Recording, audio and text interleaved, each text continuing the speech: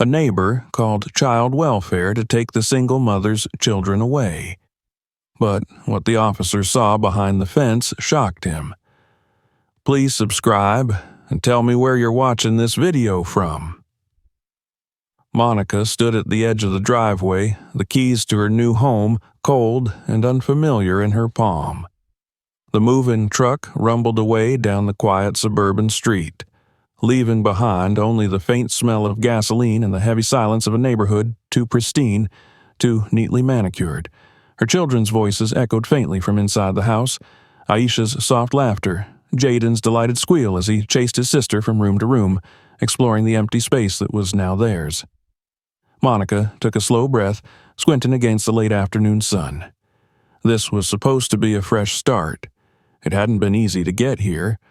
Nothing had been easy since the accident. Sometimes it felt like her life was cleaved into two halves, before and after. Before, she'd been a wife, a partner, a woman who thought she knew what her future looked like. After, she was a widow, a mother hanging by a thread, trying to hold together the fragile pieces of her children's happiness while her own grief sat heavy and immovable in her chest. 2 years. 2 years since she'd stood in a hospital hallway, numb and shaken, staring at the kind but useless faces of doctors, telling her there had been nothing they could do. 2 years of late nights, of tears she cried quietly in the bathroom so her children wouldn't hear, of smiling for them when all she wanted to do was fall apart. It had taken everything in her to keep going, to build something resembling stability. This house, this neighborhood, was supposed to be part of that. A safe place, good schools, quiet streets. She had spent months searching, scrimping, saving every extra dollar from her freelance architectural contracts until she could afford the down payment. The neighborhood association boasted about community events, playgrounds, and a family-friendly atmosphere. It had sounded like exactly what her children needed, what she needed. But now, standing there in the fading light, she couldn't shake the hollow feeling curling in her stomach. A car rolled slowly past, and Monica instinctively smiled at the driver, a middle-aged woman with severe features and perfectly pressed hair. The woman didn't smile back. Her eyes flicked over Monica, then away, her expression unreadable but distant. Monica's smile faltered. Inside, Aisha ran up to the front window and pressed her face to the glass. "Mom, there's a park down the street. Can we go later?" "Maybe tomorrow," Monica called back, trying to keep her voice light. She wanted this to work. She needed it to work. The first week passed in a blur of unpacking boxes, assembling furniture, finding new routines. Monica enrolled the kids in the local elementary school, met with teachers, navigated the PTA's polite but distant smiles.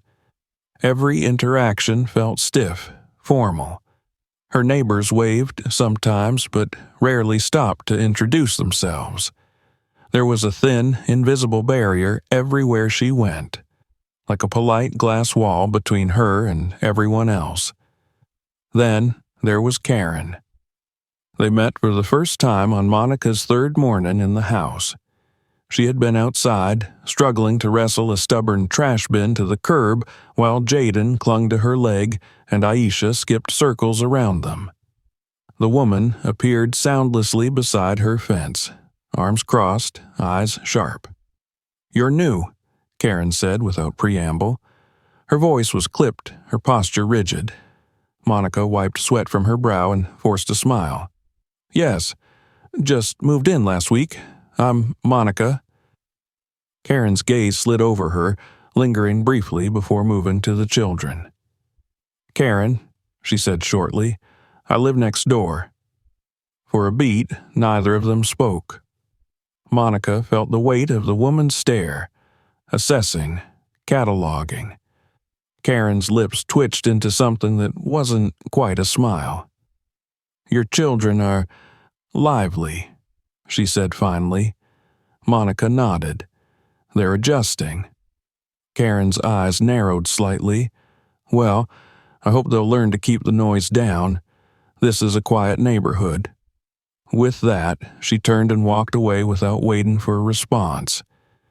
It wasn't the words that stung, it was the way she said them, as if Monica's children were already a problem. Monica shook it off. She had dealt with worse. She wasn't going to let one icy neighbor sour this fresh start. But as the weeks went on, the tension grew. Karen seemed to always be watching. Whenever the kids were outside, playing in the yard or riding their bikes on the sidewalk, Monica would glance up to find Karen at her window, eyes following every move. There were comments, too.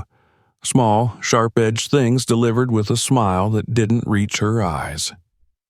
Your little boy was barefoot in the yard yesterday. That's not safe. Your daughter left chalk drawings on the sidewalk. You should clean that up.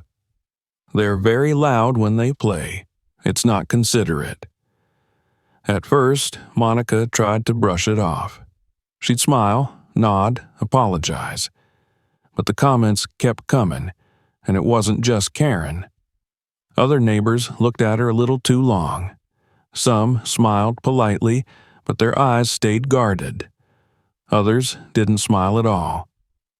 The weight of being watched pressed heavier each day.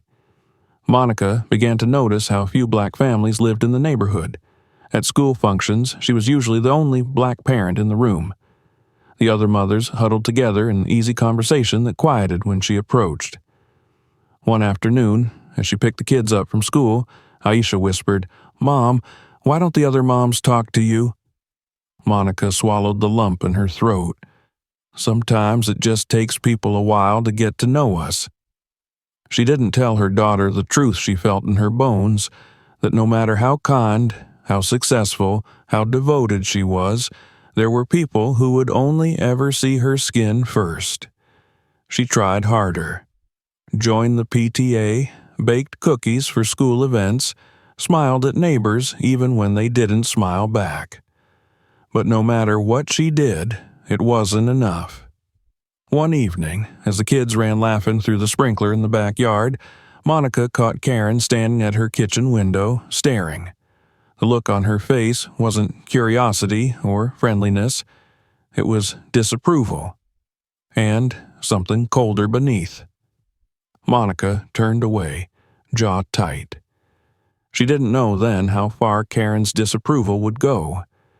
She didn't know yet that the woman's gaze wasn't just sharp, it was dangerous. She only knew that she was tired. Tired of trying to prove she belonged.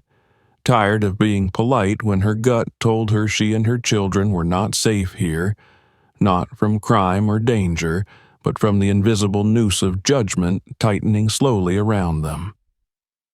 That night, as she tucked Aisha and Jaden into bed, she kissed their foreheads and lingered a moment longer.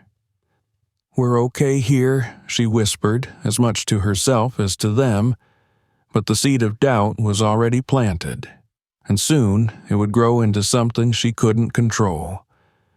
The morning sunlight spilled lazily across the kitchen floor as Monica stood at the sink, staring absently at the faint smudges left on the window from little hands pressing eagerly against the glass. Outside, the backyard stretched wide and empty, the grass still damp with dew. She could hear the faint hum of traffic beyond the fences and, somewhere in the house, the soft thump of Jaden's feet padding down the hallway. It had been nearly 3 months since they'd moved in, and still, each day felt like a slow climb uphill. The house had settled around them, boxes unpacked, furniture arranged, school routines established. On the surface, things appeared stable, but under the quiet rhythm of their days, Monica could feel the cracks forming, the weight of eyes that watched too closely, of whispers she wasn't meant to hear. Karen's sharp glances, the neighbor's cautious politeness, the subtle barrier that had not dissolved no matter how many times she'd smiled, how many cupcakes she'd baked for school events. She had told herself it didn't matter, that what mattered were Aisha and Jaden, their smiles, their safety. But late at night, when the house was still, she couldn't shake the sense of living inside a bubble she hadn't chosen, one that could be punctured at any moment. It was during one of those sleepless nights, staring at the ceiling while the children breathed softly in the next room, that the idea had taken root. The backyard. It wasn't much when they moved in. A wide stretch of patchy grass, a leaning fence, a rusted swing set half swallowed by weeds. But Monica had seen the potential, even when her realtor had shrugged dismissively and called it just a yard. She had seen more. A canvas, a space she could shape, control, make beautiful. A place where her children could be children without judgment pressing down on them from all sides. The next morning, over breakfast, she had mentioned it casually to Aisha and Jaden, testing the waters. The spark in their eyes had been instant, contagious. By the end of the day, she'd cleared her work schedule for the next few weekends, mapped out ideas in her notebook, and made a trip to the hardware store. It began with the fence. The old, sagging boards came down one afternoon, replaced over the course of a week by sturdy panels with child-proof locks on both gates. Monica measured and cut each board herself, her hands raw and aching by the end of each day. But it was a good ache, the kind that came from building something solid, something real. Next came the sandbox. She designed it to be deep enough for real digging, with a hinged lid to keep out rain and stray animals. Jaden helped her paint the sides bright blue, his small fingers leaving streaks and smudges she decided to leave as they were. Aisha insisted on planting tiny flags around the edges. "So it looks like a kingdom," she'd declared. They built a small vegetable garden in the corner, turning the soil together, planting rows of carrots, tomatoes, and green beans. It was messy, slow work, but Aisha learned to measure seed spacing carefully, and Jaden took pride in watering the seedlings every morning. Watching them kneel in the dirt, their hands muddy and faces glowing, Monica felt something settle inside her for the first time in months. Piece by piece, the backyard transformed. She designed and built a wooden playhouse, complete with a little porch and shutters that Aisha painted lavender. Jaden requested a pirate flag, and they found one at a dollar store, mounting it proudly to the roof. Monica installed soft ground covering beneath a set of swings and a climbing frame. She added solar-powered fairy lights along the fence line, so even at dusk, the yard felt warm, inviting. Every weekend, she worked. Sometimes until her hands shook from exhaustion, sometimes long after the sun had set, hammering nails by flashlight while the children watched from the kitchen window. She bought weatherproof bins for toys, crafted a chalkboard wall along the back fence, laid down stepping stones painted with their names. Slowly, the space became more than just a yard. It became a sanctuary. When it was finally finished, Aisha declared it the best place in the world. Jaden dubbed it our magic garden. And Monica, looking at the result of months of sweat and late nights, realized that in building this space for her children, she had built something for herself too, a place untouched by the cold stares and muttered judgments of the world beyond the fence. But the fence, it seemed, wasn't tall enough to block everything. The comments from Karen didn't stop. If anything, they became sharper, laced with something Monica couldn't quite name at first. She would appear uninvited at the edge of the yard while the children played, her arms folded, lips pressed into a tight line. Children shouldn't be barefoot outside, she remarked one afternoon as Monica weeded the garden. "You know, proper parents keep their children clean." Another day. All that noise. It disturbs the peace. Some of us enjoy quiet afternoons. Monica kept her replies polite, measured. She smiled tightly, nodded, and then returned to her work. But each comment dug deeper, chipped away at her patience. She wanted to snap, to remind Karen that her children had every right to laugh and run and play without being treated like a public nuisance. But she knew better. It wasn't just Karen. Other neighbors glanced her way with something that wasn't quite curiosity. She noticed how conversations stopped when she approached during school pickup, how parents steered their children away when Jaden reached out to share a toy. It was subtle, but constant, a quiet drumbeat reminding her they didn't belong. One evening, after the kids had gone to bed, Monica sat on the back porch, staring at the glowing lights strung along the fence. The yard looked magical, exactly what she had wanted. And yet, the weight in her chest hadn't lifted. The children were happy here. That was what mattered.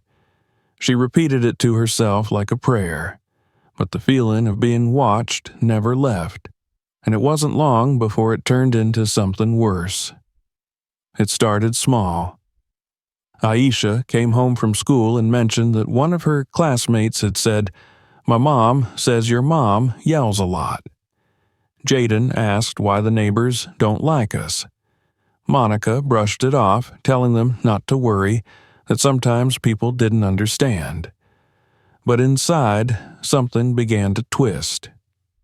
One afternoon, as Monica worked at her kitchen table, her laptop open in front of her, she glanced out the window and caught Karen standing at her own window, phone in hand, pointed directly at Monica's yard. The air left Monica's lungs. She stood there for a long moment, staring back across the distance, something cold pooling in her stomach.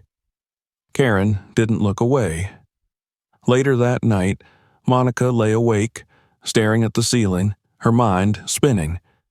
She told herself she was overreacting, that it was nothing.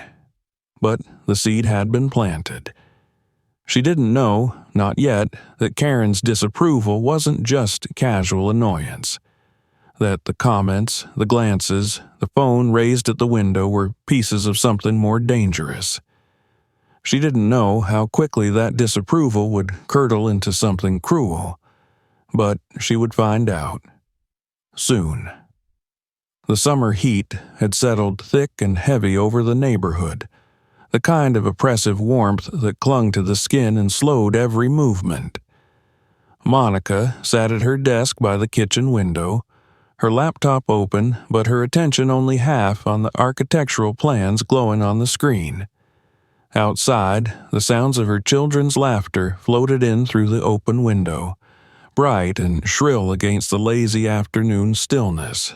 Jaden's high-pitched giggle echoed as he splashed through the sprinkler, chasing Aisha across the yard, both of them barefoot and soaked, their hair plastered to their heads, their skin glistening under the sun. Aisha shrieked as her brother lunged after her with a handful of mud, her feet slipping in the wet grass. Monica smiled without looking up from her work, the corner of her mouth twitching. She could picture them clearly without even turning. She knew every inch of their movements, every cadence of their laughter. She glanced at the clock. 15 minutes since she'd last checked on them in person.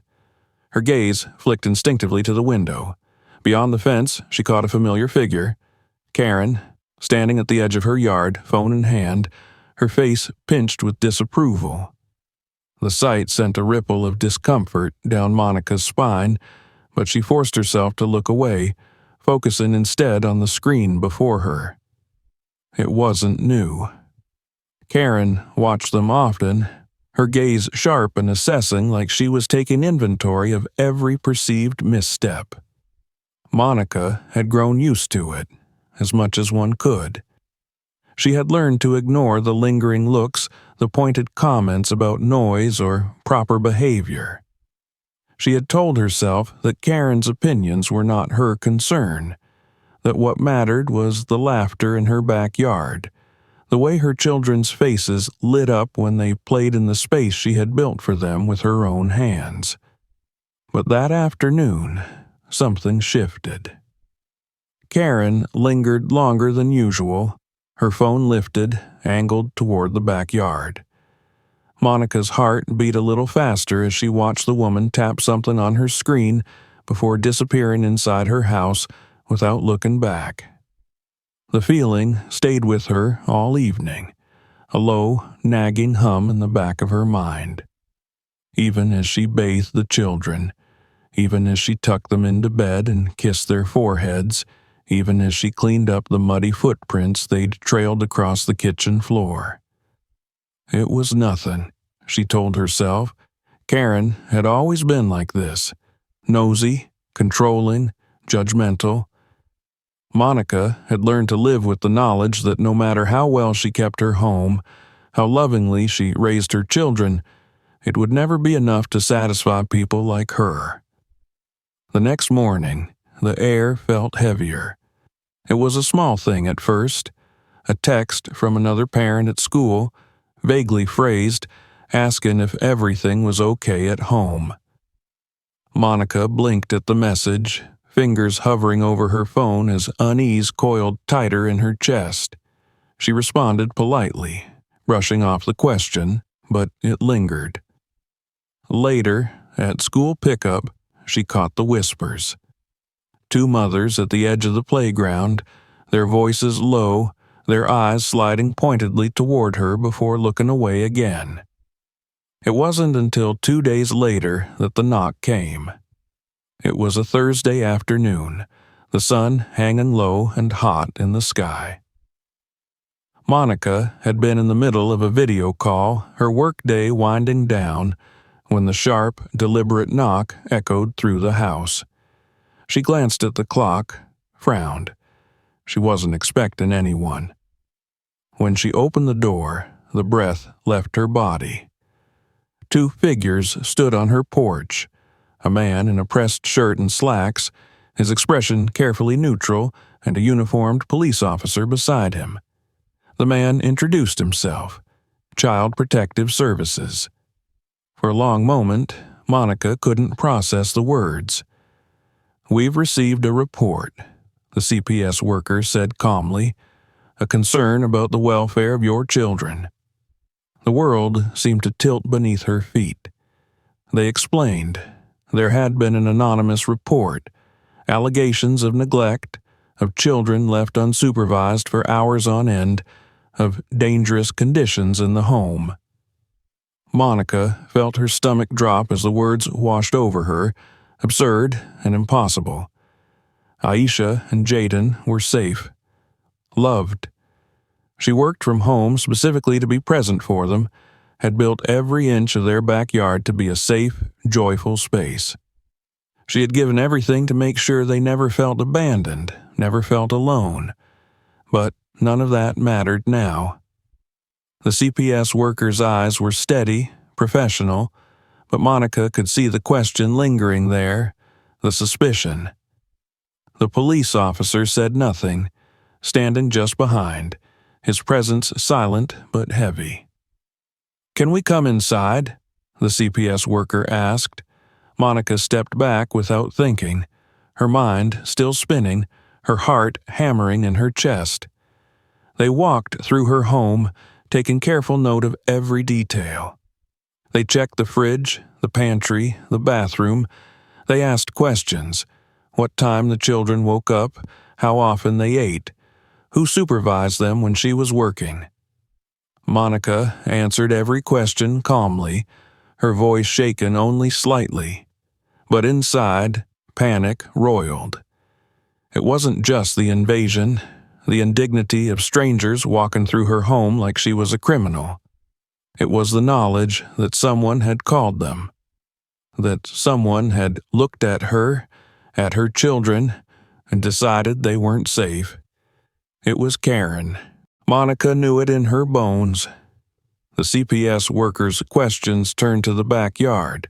She led them through the house, her hands clenched tightly at her sides, her breath shallow.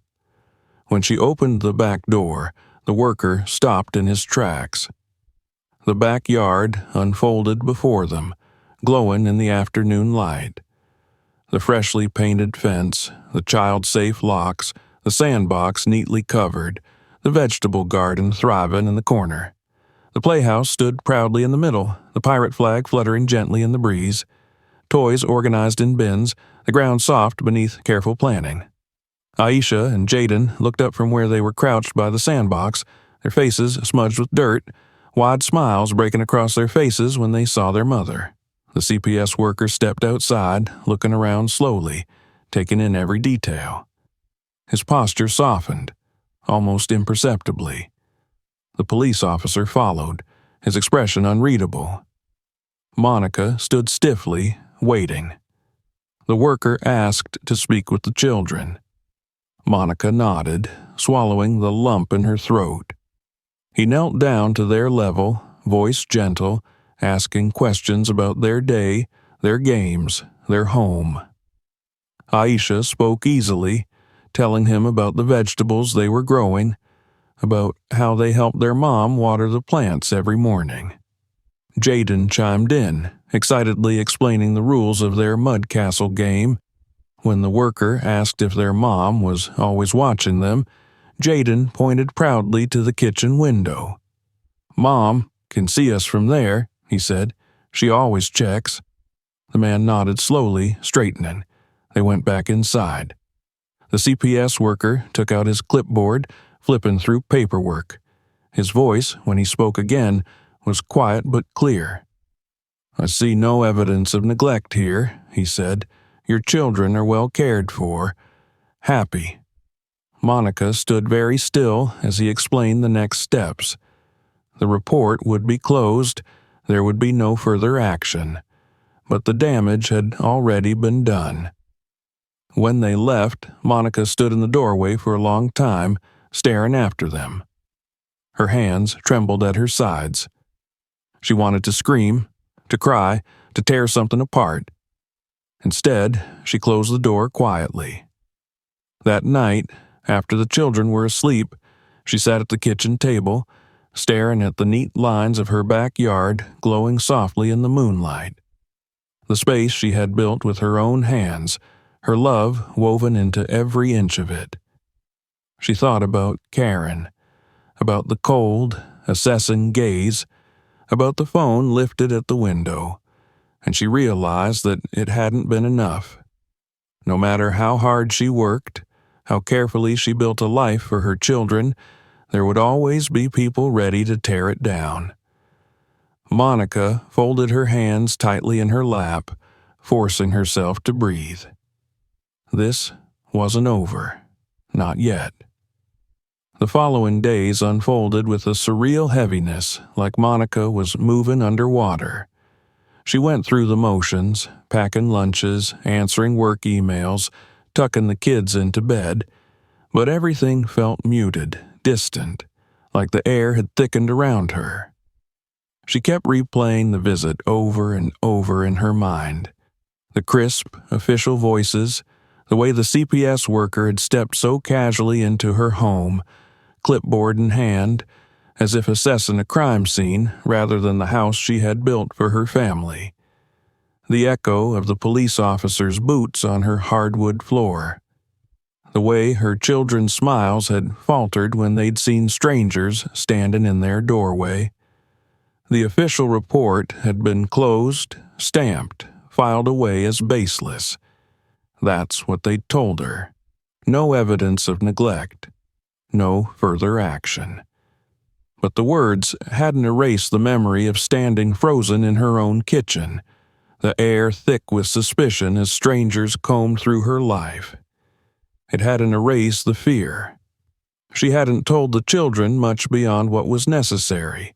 A misunderstanding, she'd said. Nothing to worry about. But she'd seen how Aisha clung to her a little tighter at bedtime, how Jaden's usual chatter quieted whenever someone knocked at the door, and beneath it all, Monica's own anger simmered, sharp and bright and hot enough to burn. Because she knew. She knew who had done this. Karen. It hadn't been confirmed. No one had told her directly, but Monica knew. She could feel it in her bones, in the way the woman's gaze lingered when they crossed paths, in the way her posture stiffened, smug and satisfied. She had seen Karen at her window, phone lifted, recording, photographing, cataloging. It had been her. Of that, Monica had no doubt. Still, there was nothing she could do. No proof, no one to hold accountable. Until, 1 week after the visit, they came back. It was a Monday afternoon, the kind of day that felt heavy with the promise of summer thunderstorms. Monica was sitting at her desk, answering emails, her nerves still frayed raw from the visit days earlier. The children were in the backyard, giggling and shouting as they ran through the sprinkler, their voices a familiar, grounding rhythm beneath the static of her anxiety. The knock came sharp and hard this time, echoing like a gunshot through the house. Her heart leapt into her throat before she even reached the door. When she opened it, she was met by the same CPS worker, though his face was drawn tighter now, more serious. Another officer stood beside him, a different one this time, younger, his eyes flicking cautiously over her. Monica's stomach dropped. "We need to speak with you again," the CPS worker said, the words barely registered. Her pulse thundered in her ears as she stepped aside mechanically, letting them in. It was worse this time. They were colder now, more clinical. The CPS worker explained that another report had come in, anonymous again. The allegations were more serious. Claims of unsanitary conditions in the home. Claims that the children were left outside unsupervised for hours, dirty, crying. Claims that there had been shouting, possible violence. Monica's hands shook as she crossed her arms over her chest. It was all lies. Every single word. But she could see in the way they moved through her home how dangerous those lies could become. They checked everything again. The kitchen, the bathroom, the children's bedrooms. They opened drawers, examined the fridge, took notes on the state of her laundry basket. This time, the questions were sharper. Did she ever drink during the day? Had she ever raised her voice at the children? Did she leave them unattended? Had anyone else ever expressed concern about her parenting? Her answers were calm, measured, precise. But inside, she felt herself unraveling piece by piece. Then came the worst part. They asked to speak to the children, alone. Monica wanted to refuse, wanted to tell them no, that they had no right, but she knew what that would look like. She knew how quickly resistance would be read as guilt. So she nodded, her throat tight, and watched as they led Aisha and Jaden into the living room, closing the door gently behind them. She stood in the hallway, her arms wrapped tightly around herself, listening to the low murmur of voices she couldn't quite make out. Minutes passed like hours. When the door finally opened, Aisha's face was pale, her eyes wide and scared. Jaden clung to his sister's hand, his bottom lip trembling. The CPS worker thanked her for her cooperation, told her they would be closing the case. Again. There was no evidence of neglect, no signs of danger, but Monica could see the hesitation in his eyes, the lingering suspicion.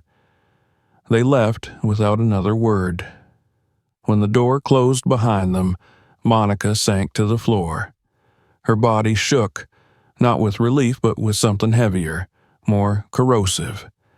Anger, fear, the bone-deep awareness that her life, her family, her children's safety could be upended so easily by a stranger's lie. She spent that night awake, sitting on the couch with a blanket around her shoulders, staring out at the backyard that had once felt like a fortress and now felt like a target. The next morning, she couldn't stop herself. While the kids ate breakfast, she stepped out onto the front porch, her heart thudding dully in her chest. The air was cool and damp with the promise of rain. Karen was outside, crouched by her flower beds, pruning something with careful, precise movements. Monica watched her for a moment, bile rising in her throat. When Karen glanced up, their eyes met. For a second, Monica saw it. The flicker of something smug, something satisfied, before the woman's face smoothed into neutral politeness. "Good morning," Karen said, her voice light, almost cheerful. Monica said nothing. She turned and went back inside, closing the door quietly behind her. That evening, after the children were asleep, Monica sat in the backyard, the string lights casting soft halos in the growing dusk. The playhouse stood still and silent, the sandbox neatly covered, the garden beds watered. It was everything she had built, everything she had fought for.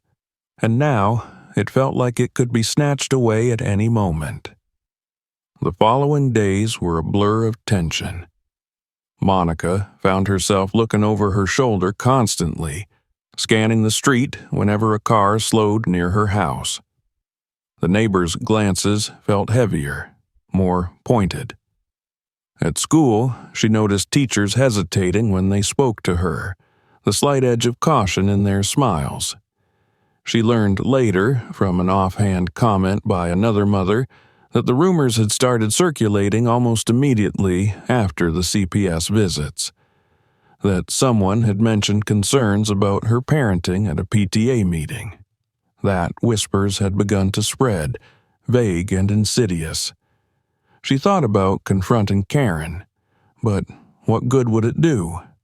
There would be no proof, no accountability. The damage had already been done.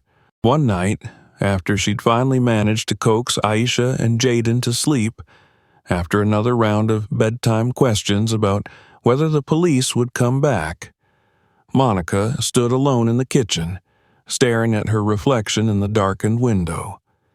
She looked tired, worn thin, a woman on the edge of something she couldn't name. The worst part wasn't the visits, the inspections, the paperwork. It was the way it had stolen something from her children, from herself. The sense of safety she had tried so hard to build was gone, and Karen, safe behind her pristine fence and perfect flower beds, had done it all without ever having to raise her voice. Monica turned away from the window, her jaw set. She wasn't going to let it happen again. Days bled into weeks, and the tension in Monica's chest remained, coiled tight like a fist that wouldn't unclench. The official letters from CPS had arrived in the mail, cold, clinical notices informing her that the cases had been reviewed and closed. No further action. No findings of neglect. No basis for concern. They sat on her kitchen counter, unopened, because reading them felt like reopening a wound. It didn't matter that the cases were closed. It didn't matter that the reports had been labeled unsubstantiated, that no one had found fault in her parenting. The damage had been done, not by the paperwork but by the weight of suspicion that lingered like a stain she couldn't scrub away. It started subtly. A shift in the way people looked at her in the neighborhood, at school, at the grocery store. Polite smiles that didn't reach their eyes.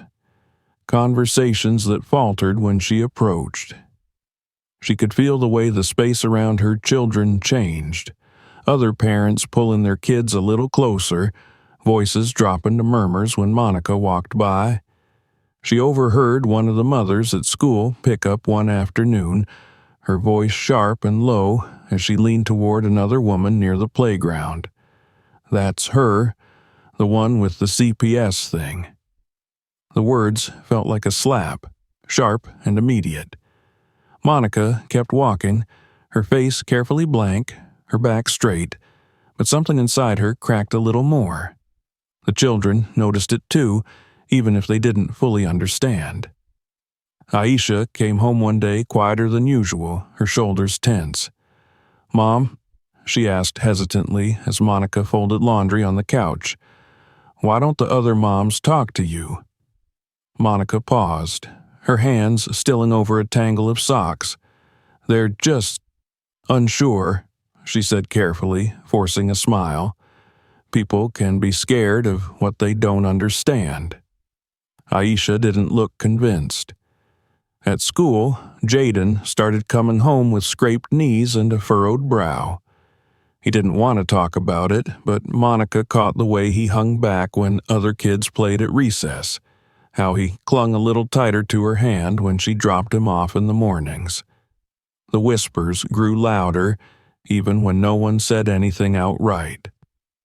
At work, Monica's supervisor emailed to check in, subtly probing to make sure everything was okay at home. A polite message framed with concern, but Monica could read between the lines. The implication pressed hard against her chest. Everywhere she turned, the shadow of the visits followed her. It all came to a head one gray Tuesday morning. She was walking the children to school when a neighbor, a woman she barely knew who lived 3 houses down, crossed the street abruptly to avoid passing them. Monica caught the look on her face. Discomfort, pity, something sour and sharp beneath it. She'd had enough. That night, after the children were in bed, Monica sat at the kitchen table, her laptop open, her fingers hovering over the keyboard. She hesitated for only a moment before opening the local community forum, the one filled with neighborhood updates and casual complaints about parking violations and lawn maintenance.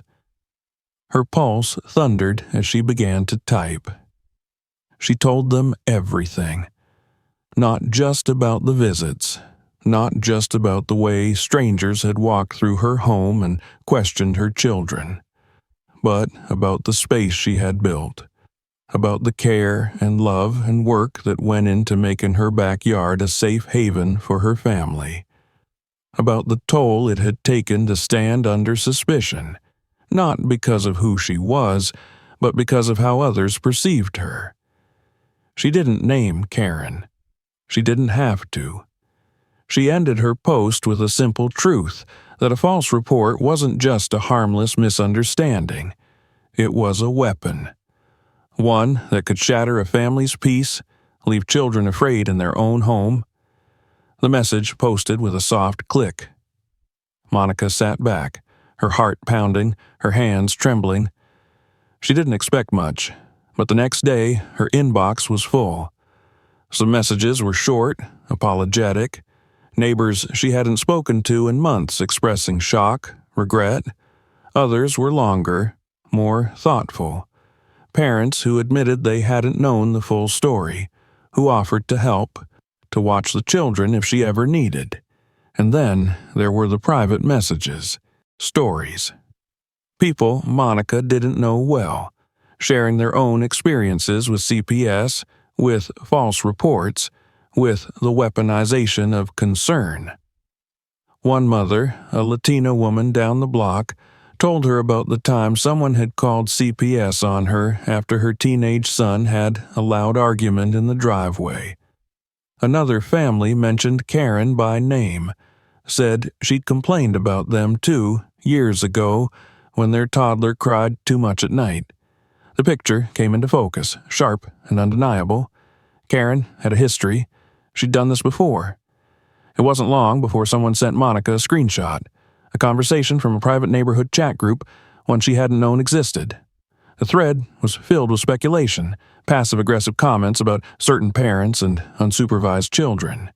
And, nestled in the middle, Karen's name, her words chillingly familiar. "I just worry about the safety of those kids. Someone has to do something." The implication was clear. Monica's stomach turned as she read. She wasn't the first, and she wouldn't have been the last. That night, as she stood at the kitchen sink, staring out at the soft glow of the string lights in the backyard, Monica felt something shift inside her. Not anger, not even fear, but something harder, colder. Resolve. The next day, she began to speak openly. She told her story at the next PTA meeting, her voice calm and unwavering. She talked about what had happened, about how easy it was for a lie to spiral into something dangerous. She refused to let it be swept under the rug. Some parents looked uncomfortable. Others nodded quietly, their faces softening. The whispers began to change. Not about her, but about Karen. It wasn't immediate. It wasn't even loud. But, little by little, the tide began to turn. One evening, as Monica walked the children home from school, a neighbor stopped her. A woman she barely knew, one who had once avoided eye contact in the grocery store. She apologized, awkward but sincere, said she hadn't known the full story, offered her phone number in case Monica ever needed anything. Others followed. A father at the playground who introduced himself and thanked her for speaking up. A teacher at school who told her quietly that the staff had been wrong to assume the worst. It didn't erase what had happened, but it loosened something in Monica's chest, eased the weight she'd been carrying alone. Karen remained silent through it all, but Monica noticed the change in her too. The way her smiles grew tighter, the way fewer people paused to chat with her on the street. The power she'd held, the quiet authority she had wielded over the neighborhood, was slipping. And Monica wasn't done. She began organizing. A neighborhood block party, open to everyone. Flyers taped to doors, emails sent out, an invitation simple and clear, a chance to meet, to talk, to rebuild. The children helped her hang decorations, stringing colorful paper lanterns between the fences. Aisha painted a welcome sign in bright, looping letters. Jaden helped bake cookies. When the day came, nearly everyone showed up. Parents, children, elderly neighbors who had kept their distance for months.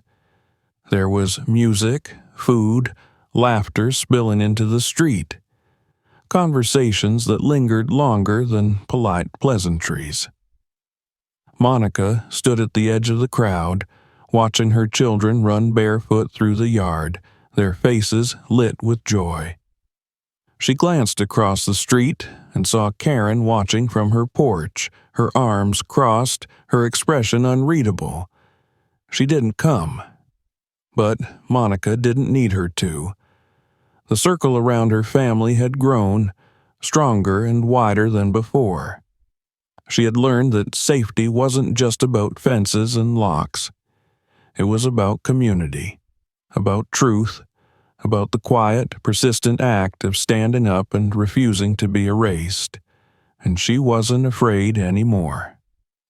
The afternoon light filtered softly through the curtains as Monica stood at her kitchen counter, slicing strawberries for the fruit tray. Outside, the sounds of children's laughter floated in through the open window. Dozens of voices now, not just her own children, but the children of neighbors who, months ago, would have crossed the street rather than speak to her. The murmur of conversation, the clatter of folding chairs being unfolded on freshly mowed lawns, the smell of burgers sizzling on grills. It all created a hum of life she hadn't realized she'd been missing. The backyard had never looked more alive. Colorful streamers hung between fence posts and folding tables were set up with food, coolers brimming with soda and lemonade. Aisha and Jaden darted in and out of the crowd, their hair wild and cheeks flushed from running, their laughter unguarded. This wasn't just a gathering. It was a reclaiming.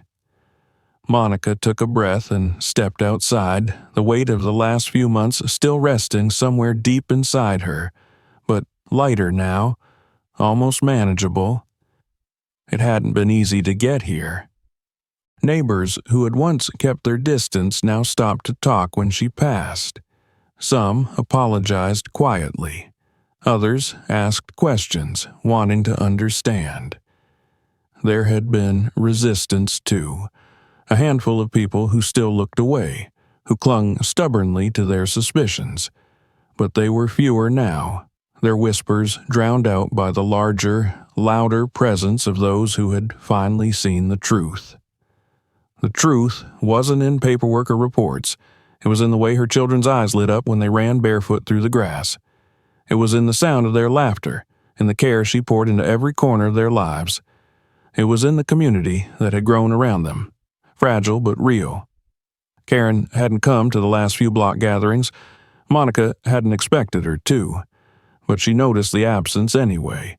The closed curtains, the way Karen sat stiffly on her porch, her gaze flicking over the crowds with a look that was no longer sharp but brittle. The silence had stretched between them, taut and unspoken, until one afternoon when it finally snapped. It had been a quiet Sunday.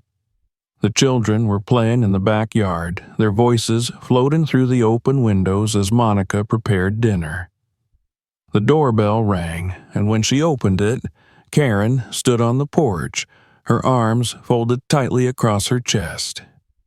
They stared at each other for a long moment. Karen's face was pinched, her mouth pressed thin, but there was something else there, too. Something Monica hadn't seen before. Not hostility, not disdain. Something closer to shame. "I wanted to speak with you," Karen said finally, her voice brittle. Monica stepped back wordlessly, letting her in. They sat at the kitchen table, the awkwardness palpable, thick as wet wool. For a while, neither of them spoke. It was Karen who broke the silence. "I may have overreacted," she said stiffly, her gaze fixed on the table between them. Monica said nothing.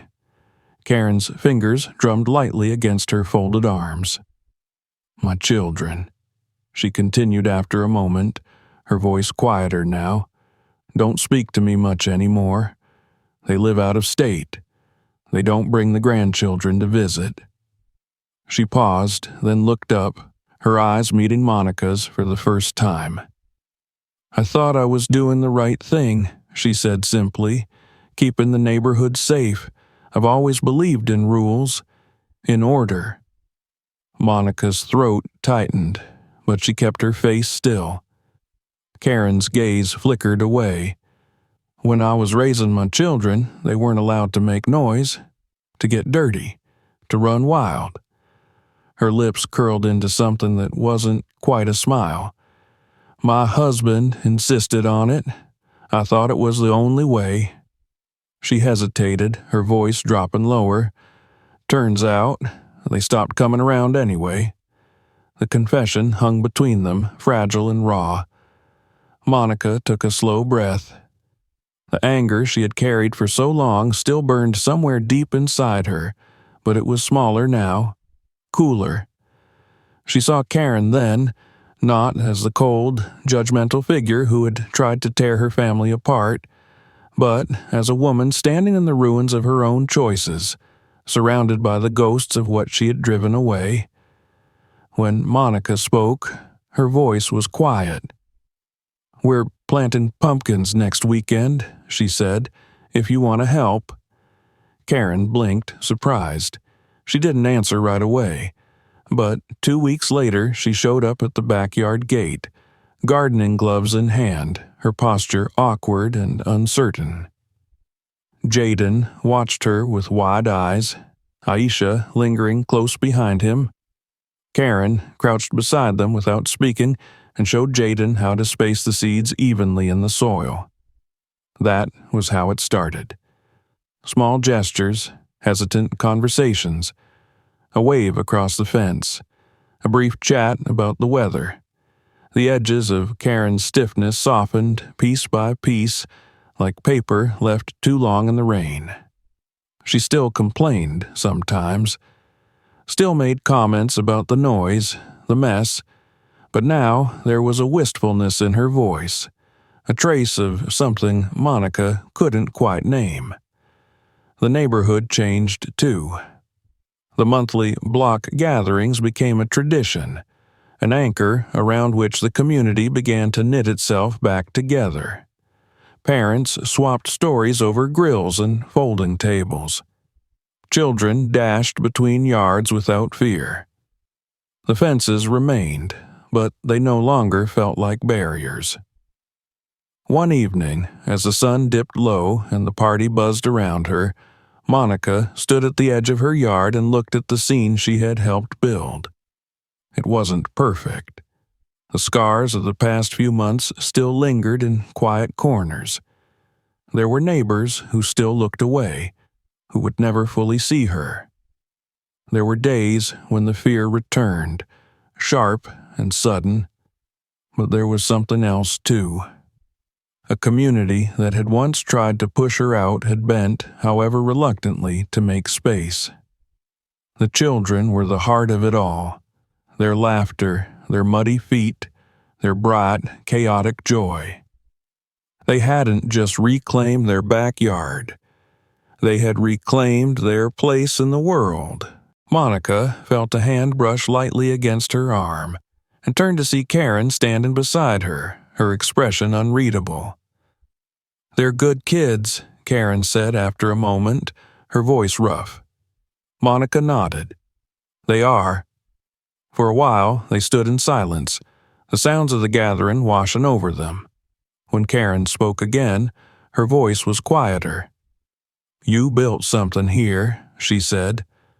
Monica didn't answer, but the words stayed with her long after the party faded and the lights in the backyard went dark. That night, after the children were asleep, Monica stood at the window, looking out at the yard she had built with her own hands. The playhouse, the garden, the worn patches of grass where her children ran and laughed and lived. It wasn't just a backyard anymore, it was a promise that no matter how many times the world tried to tear them down, they would stand. They would grow. They would take back every piece of joy they were told they didn't deserve. And they wouldn't be alone. Not anymore. Not ever again. If you enjoyed this story, make sure to subscribe so you don't miss the next one. Check out the other videos on the channel for more powerful stories, and feel free to share this video with someone who needs to hear it.